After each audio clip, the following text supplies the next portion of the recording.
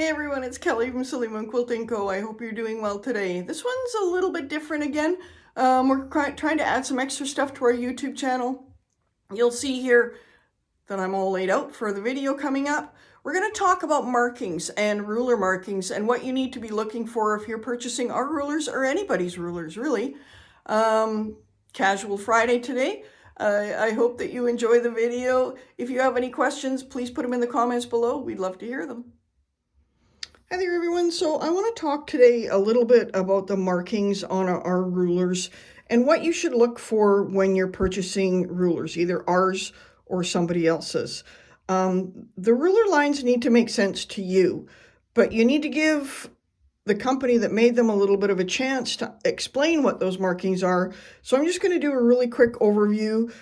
If you watch some of our other tutorials or take some of our online classes, we go a little more into depth into each specific ruler, but I want to talk about some of our more popular rulers today and explain the markings and why they are the way they are.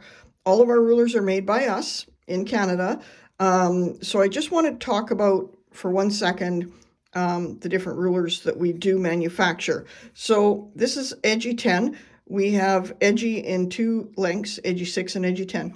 And if you look at the line markings on here, what I want you to notice is that each of these lines is a 1/4 inch away from the line beside it. So this line and this line are a 1/4 inch away from each other, and this first engraved line is a 1/4 inch away from the edge.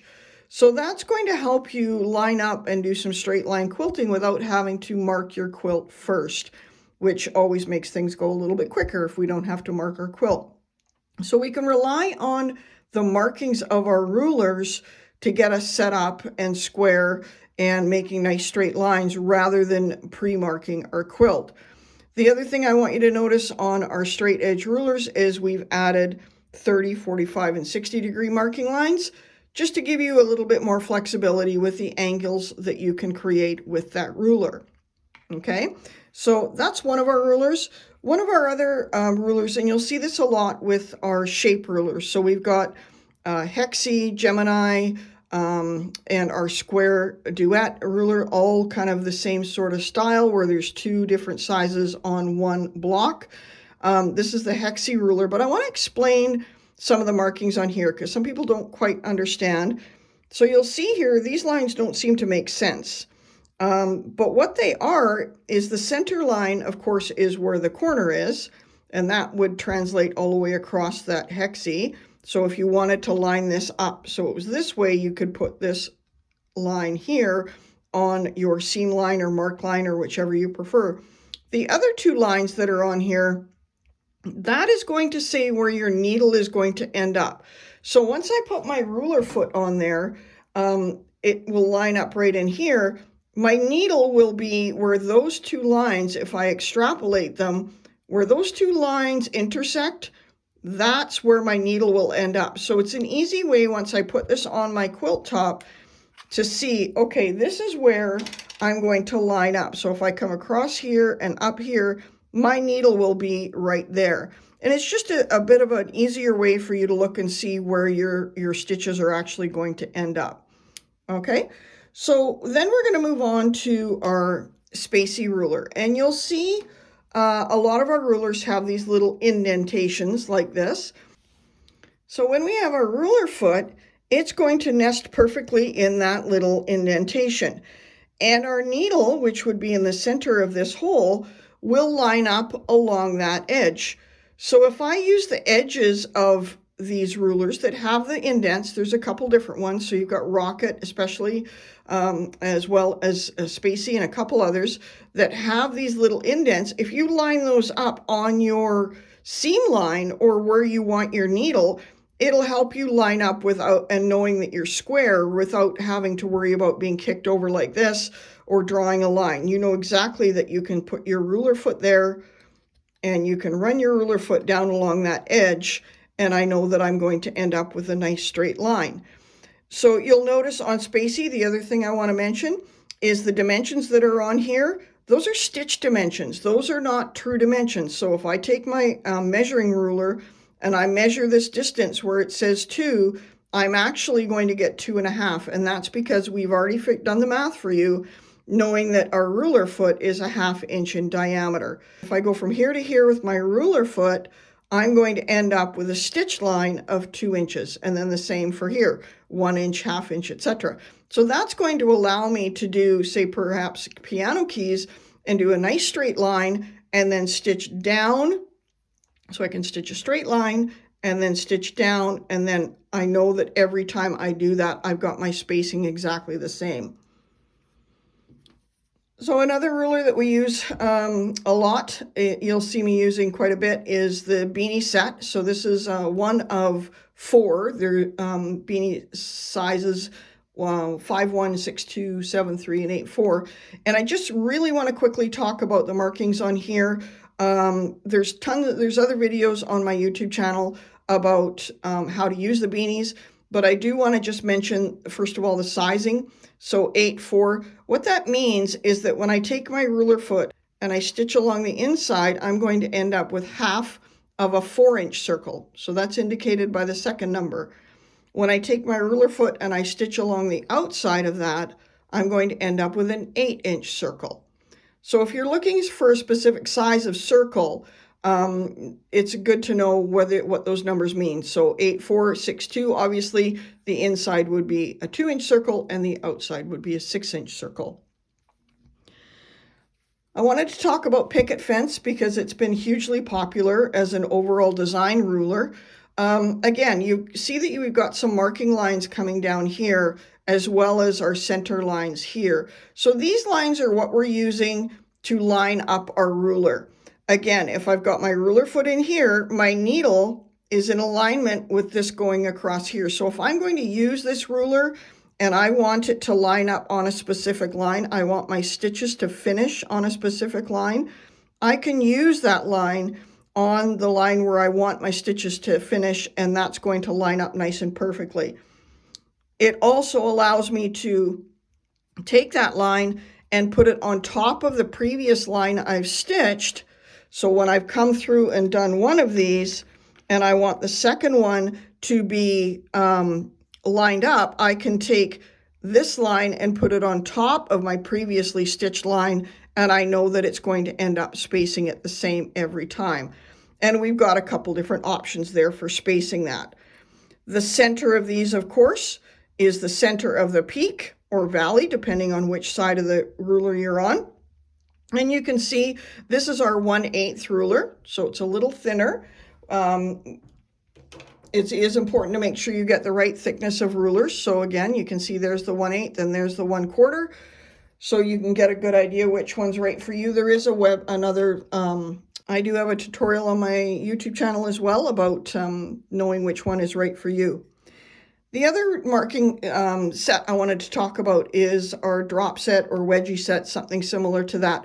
You'll notice that we've got extra little drops on here. And the reason that is I can go ahead and do my first set of stitches all the way around. And once I've done my first set, I can then choose whether I want to do 8 more of those drops, 12 more of the drops, or 6 more of the drops. And by doing that, all I need to do is my first loop, and then I can rotate my ruler and put that line, engraved line, over top of the line I've just stitched. And that's going to allow me to duplicate that all the way around a center point. Again, there's more videos on how to use it, but just to kind of talk about the markings and why they are the way they are, we're trying to make it as simple as we can to be able to get quilting and not spend a whole lot of time marking your quilt. I want to also quickly, we talked about picket fence, I want to talk about twisty, and you'll notice on twisty, our meander ruler, we've got this line that goes on the bottom and we've got another one on the top. And what that's for is so that when you're moving along and you've stitched the whole design, when you go to do your second line, you're going to match this up here, the engraved line, on top of the line that you've just stitched. So if I've got a line up here or a row that I just stitched up here, I can take this and I can put it over top of that, and I can go ahead and line everything up so that I know that it's looking very symmetrical and that every line is spaced exactly the same as I go through my little meander here. The very last one I want to talk about today, we have so many rulers, it's hard to pick which ones to talk about, but I'm trying to pick ones that are a little bit unique to us and a little bit different. And it's our Twinkle ruler, and we have 3 Twinkle rulers, and a lot of people look at this and they don't really understand the marking. So I just want to talk about it really quickly. If you see the engraved star on here, that star is what your stitched star will be. So you don't need to do any compensation of your 1/4 inch or anything for that. If you lay this over top of your quilt, the engraved star that's on here will be your stitched star. And the reason that the star looks like this, or Twinkle looks like this, is simple. When we stitch our star, we want our outside points and our inside points to be nice and sharp. Anytime you have a ruler that you're stitching around the outside of the ruler, so we'll pull this one back up just as a quick example, and you'll notice all our corners are rounded, so it's a little bit difficult to demonstrate, but I'll help you, I can explain it. So if I take my ruler foot and I stitch along the edge of my ruler, if this was a nice 90-degree corner, as soon as I go around that corner with my ruler foot, I now am going to end up with a rounded corner. So anytime I'm stitching around the outside of something, the only way that I can end up with a nice sharp corner is if I stitch up to this point, I bring my ruler down, and then I move over and stitch back the other way. That's the only way I'm going to end up with a nice sharp point going around the outside of your ruler. So that's something to think about when you're looking at rulers. And that's why we decided to design Twinkle the way we did. So once I've stitched my first line here, I've got a nice sharp point here, I've got a nice sharp point here, and I've got a nice sharp point here because I'm using the inside of the ruler. So then once I've done my first one, I will just rotate my ruler so that now I'm hooked up, that this engraved line is over top of the line I just stitched, and then I can carry on and do another one. So I'll do my rotation all the way around and end up back where I started to end up with a nice sharp star all the way around. Again, there's other tutorials on my YouTube channel that will actually walk you through the process. This video was just to talk about the different markings and what to look for when you're purchasing rulers, whether you're purchasing mine or somebody else's. It's really important to make sure you look at the ruler. Do the markings make sense? And it doesn't really matter if they make sense to anyone else, they need to make sense to you. So I hope you enjoyed this quick overview of how and why we mark our rulers. If you have any questions, please put them in the comments below, and I'd love to hear from you. Hey everyone, I hope you enjoyed that video. We chatted a little bit about the rulers that you see in the table here behind me and talked about why we come up with the markings that we do. If you have any questions, please put them in the comments below. Please remember to like, share, and subscribe. It really helps us out. And the more like, sharing, and subscribing we get, the more videos we can bring to you. Appreciate it. Have a great day, everyone.